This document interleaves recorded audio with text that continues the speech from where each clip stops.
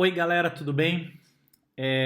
Eu tô aqui para esclarecer um pouco a opinião bíblica, cristã e de grande parte, a maioria dos pastores evangélicos.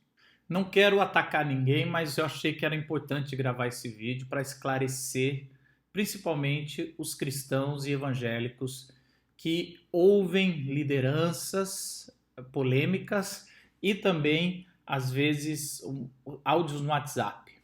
Eu queria primeiro dar um conceito para que a gente possa dar base, e aí eu vou comentar o áudio vazado do Justus e depois ele se retratando, tentando explicar, e também o fato da semana passada o Silas Malafaia, talvez mais uma meia dúzia de pastores, falando que precisava se reunir presencialmente e agora eles estão migrando para o argumento do Justus, dizendo que nós estamos dando um tiro de canhão para matar uma mosca. E aí então eu quero falar um conceito primeiro, que quando a gente estuda, eu estudei por anos heresias, seitas, tudo que é heresia ou um conceito errado de Deus, ele vem da Bíblia. É difícil entender isso, porque a Bíblia é o que combate as heresias e a Bíblia é a revelação, pelo menos nós cristãos acreditamos nisso, é a revelação de Deus, mas da Bíblia ela também sai todas as heresias, sai guerras em nome de Deus, sai tudo que é coisa ruim, o diabo usa, aliás, o diabo na Bíblia cita a própria Bíblia quando vai tentar Jesus. Qual que é a ideia de uma heresia forte ou de um fake news forte? É você pegar um pedacinho de uma verdade, um fundo de verdade, ou um ou dois ou três pedaços da verdade e construir uma grande mentira. Quando você consegue isso, você cria uma fake news, você cria uma seita, você cria uma heresia. E dessa forma foi que grandes heresias e grandes seitas mataram muita gente. Por isso que nós temos que tomar cuidado.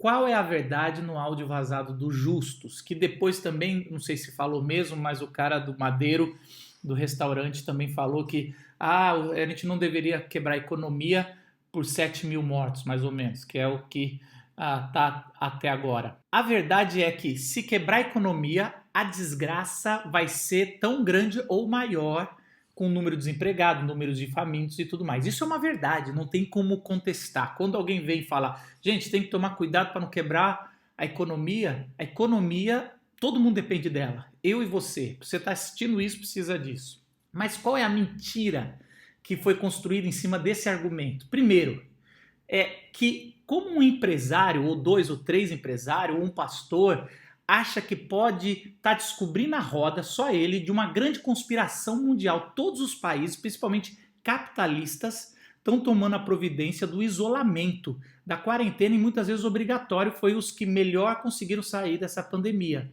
E aí o cara acha que aqui no Brasil a gente tem uma solução, e ele usa esse argumento, ele fala, aqui no Brasil vai morrer tantas pessoas, mas ele acha que ele descobriu a solução de manter a economia do jeito que está, e só combater guardando os idosos e dos mais novos e botar todo mundo para trabalhar.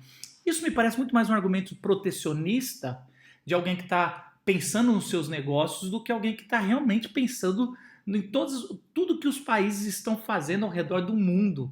Países capitalistas, repito aqui. Então essa é a primeira falácia do argumento dele. Segunda falácia, e aí eu vou um pouco para o lado cristão, é que é esse negócio de que, olha, é melhor alguns morrerem e a gente manter a economia do que depois quebrar a economia. Então, em nome da economia, ou em nome de um suposto quebrar, a gente mata ou deixa morrer um bocado de gente, né?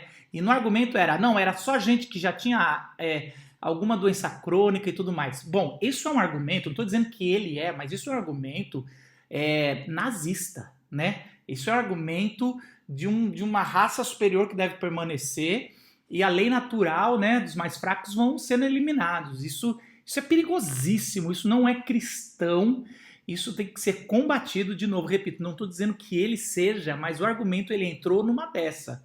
Então isso não existe na fé cristã, Nunca. Aliás, eu digo ao contrário.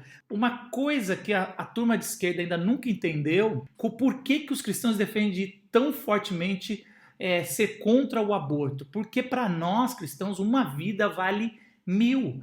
Tem que preservar a vida. Nunca há uma escolha do menor possível, a menor tragédia. Não tem isso. Por isso que nós somos contra o aborto, e todos os argumentos com números que vêm para querer legalizar nunca vai grudar no conceito, na cabeça e no coração de um cristão. É a mesma coisa agora. Não tem como grudar isso. Em Lucas 15, Jesus vai contar a parábola de 100 ovelhas que uma sai e o bom pastor vai atrás dessa uma que tem o que se arrepender do que 99 que não tem que se arrepender. Aí a matemática, os economistas nunca vão entender a matemática de Jesus, porque uma vale mais do que 99. Uma moeda perdida vale mais que 9 das 10 moedas daquela mulher que perdeu as moedas. Um filho perdido vale tanto quanto o que está em casa. É isso que Lucas 15 vai trazendo todas as parábolas de Jesus e em outras parábolas também. Então é lógico que para não quebrar a economia o governo tem que fazer o papel dele, o governo tem que tirar os impostos dos setores que vão ser prejudicados, ele tem que dar benefícios, ele tem que ajudar com ampliando a Bolsa Família para quem é pobre e miserável, mas também os patrões, e eu me incluo porque eu tenho 2 funcionários que estão no meu CNPJ e também eu estou numa igreja que vai arrecadar menos, mas a gente tem que manter todo mundo.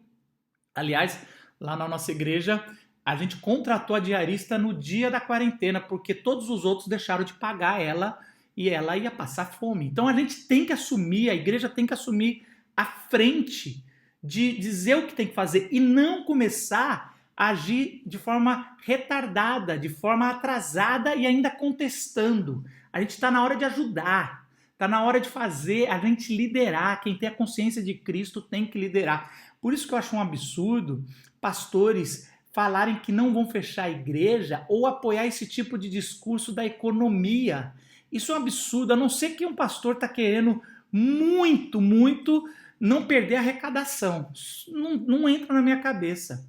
Qual é a verdade que o Silas Malafaia falou quando falou que não ia fechar a igreja? A verdade é que nesse momento de quarentena, de Covid-19, é que as pessoas, o povo mais precisa da igreja de Cristo e de liderança saudável. Isso é a verdade, isso não tem como acontecer. Agora é a hora de igreja ser igreja. O que é a grande mentira e falácia do argumento dele é que só dá para ser igreja de forma presencial. A gente pode ser igreja, aliás, eu nunca estive tão perto das pessoas que frequentam a minha comunidade como agora. A gente pode gravar vídeo, a gente tem, todo brasileiro tem 2 celulares na mão de cada brasileiro, e você falar, não, esse negócio de mídia só alcança a classe média, não é verdade, tanto que o próprio Silas Malafaia, há 1 ano atrás, em um vídeo que saiu aí, ele proíbe qualquer cristão de entrar no culto dele e deixar o celular ligado.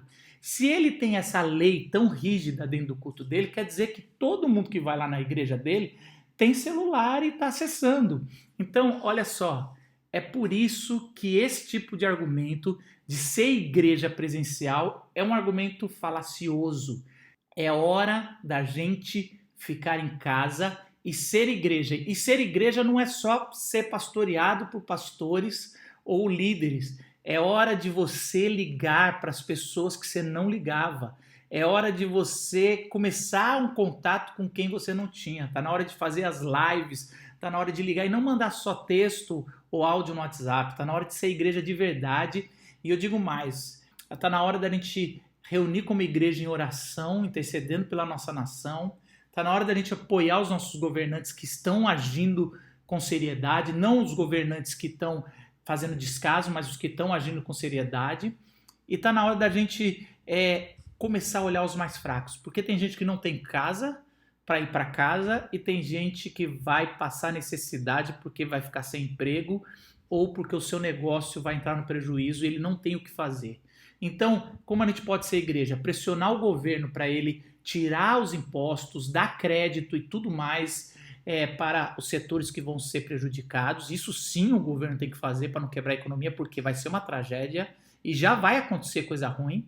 Mas agora é hora de ficar em casa, ser responsável e ser igreja. Pensar nos que não tem o que a gente tem.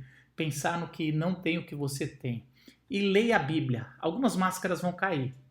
Uma delas é que a gente sempre falava: eu não leio a Bíblia, eu não faço devocional porque eu não tenho tempo, minha vida é muito corrida. A minha pergunta é, depois de uma semana de quarentena, você está lendo a Bíblia? Está orando como você sempre achou que você iria se tivesse tempo? Está dando atenção para os seus filhos? Eu trabalho fora, meu sonho é ficar em casa com meus filhos. Você está dando ou você está caindo nessa máscara e vendo que o nosso coração é muito mais corrompido, corrupto, pecaminoso do que a gente acha que é? Então as máscaras dos religiosos vão cair e, se Deus quiser, a gente vai sair melhores, menos hipócritas e mais conscientes. Não dê atenção para áudios de empresários querendo minimizar essa grande tragédia, e tomara que não seja uma grande tragédia, e não dê atenção para pastores inconsequentes, que mesmo que seja uma jogada de marketing, nós devemos dar exemplo e ser pioneiros no combate do Covid-19 e na ajuda do pobre, do órfão, da viúva e do estrangeiro, para aqueles que não têm condição.